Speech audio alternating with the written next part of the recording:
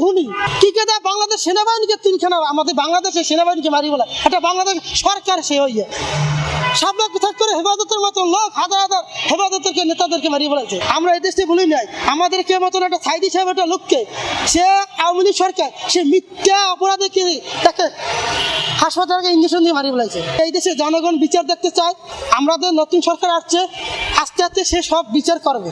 এই দেশে 18 কোটি মানুষের ওনার দাবি আইনের অপরাধে কোনো লোক যেন ছাড় না পায়। আইনের যে অপরাধ করুক তাকে আইনে শাস্তি দিতেই হবে। এমনকি আমি অপরাধ করি আমারও আইনে শাস্তি হবে। আমি যদি অপরাধ করে থাকি যত রাগল বলমাস থাকুক, যত গদফাদার থাকুক, যত বড় নেতা থাকুক আর যত বড় প্রেসিডেন্ট থাকুক তার আইনে শাস্তি হবেই।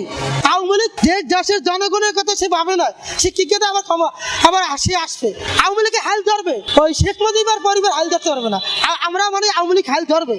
আওয়ামী লীগ আসবে বঙ্গবন্ধু পরিবার ওই পরিবার হাল ধরতে পারবে না আওয়ামী লীগের।